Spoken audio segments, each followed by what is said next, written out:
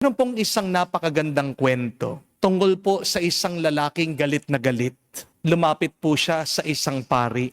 Sabi ng lalaki, "Father, kinamumuhian ko itong taong ito kasi pinagtaksilan niya ako. Sinira niya ang tiwala ko. Father, anong gagawin ko? Kasi inis na inis ako. Nasisira ang araw ko bawat naiisip ko siya." Alam niyo pong ginawa ng pari, kumuha po ng mainit na tubig. Nilagay po sa baso. At sabi ng pari, "Ito, hawakan mo ng mabuti ang mainit na tubig dyan sa basong yan. Huwag mong bibitawan, ha? At kapag nakita mo yung taong kinamumuhian mo, ihagis mo sa kanya, isaboy mo sa kanya yung mainit na tubig." Pagkahawak po nitong lalaki dun sa baso, napaso siya. Sabi niya, "Father, ang sakit. Father, nasasaktan po ako." At alam niyo po, sabi ng pare, ang ganda. "At ganyan ang ginagawa ng galit at puot sa'yo." Kapag merong kang galit at puot, sinasaktan mo muna ang iyong sarili bago mo saktan ang iba. Remember this, my dear friends. Hate destroys you before it burns others. Hate is inflicting suffering to yourself. Ang puot ay parusa na ikaw mismo ang nagbibigay sa iyong sarili. Tingnan nyo nga po ang nangyari sa Ebanghelyo. Si Herodias, nagtanim daw ng matinding galit kay Juan Bautista. Dahil nagsasalita lang naman ito tungkol sa mabuti, sa katotohanan. At ano ang ginawa ng puot kay Herodias? Hindi lang niya pinagplanuhan paano siya papatay ng isang mabuting tao. Dinamay pa niya yung anak niya sa kanyang plano. Isipin niyo po, anong klaseng puso na kaya mong utusan yung inosenteng bata, dalaga, para pugutan yung ulo ng isang banal na tao? Ganito kalakas ang kapangyarihan ng puot. Hatred is a very powerful emotion. Hate will not stay where it is.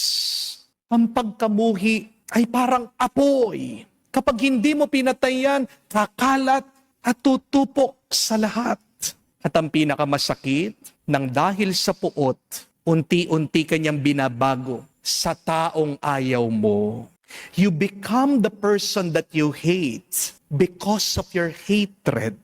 Minsan, plastic tayo eh. Galit na galit tayo sa kasalanan ng iba. Pero pagdating sa ating mga kasalanan, gusto mo agad awa. Gusto mo agad patawarin ka. Di po ba? Okay lang naman pong magalit. Basta't huwag mong hahayaan na manatili ang galit sa iyong puso. Again, remember, treat your anger like a visitor. Pag dumating yung galit, dapat hayaan mong umalis. Minsan, meron mga iba sinasabi, "Father, hindi ko makontrol ang galit ko." Open yourself to the Lord. Ask the Lord to cleanse your heart. Okay lang magalit. Basta't galit ka sa kasalanan. Basta't galit ka sa masamang nangyayari sa ating lipunan.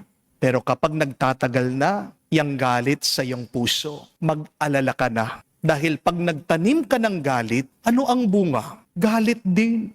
At inuubos yung iyong tuwa, yung iyong kapayapaan. Hindi po ba?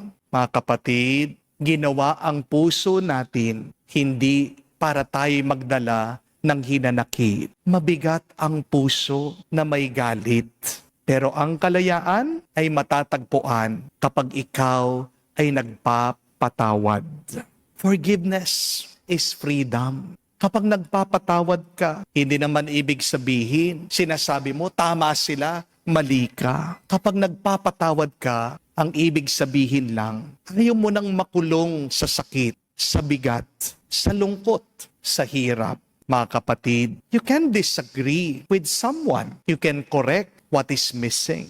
You can correct what is wrong. But never ever let hate decide who you become. Do not let hate decide what you will do in your life. Dahil ang galit, hindi nag-iisip. Ang galit, hindi iniisip ang kapakanan mo. Remember your humanity.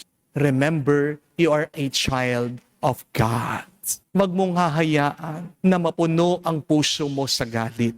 Dahil ang puso mo nilikha ng Diyos para magmahal. Amen? Because in the end, people who choose love live lighter. People who forgive sleep better. And people who release hate make room for God's blessing. So today, it is good to ask ourselves to reflect. May galit ba akong hawak o tinatago? Meron ba akong puot na nanatili pa rin sa aking loob? Bitawan mo na yung sakit ng loob mo. Habang meron kang galit at puot, wala ka ding mabuting magagawa sa iyong buhay. Amen? Kapatid, hindi mo kailangan ng puot para maging malakas ka. Dahil mas malakas ang isang puso na marunong magpatawad.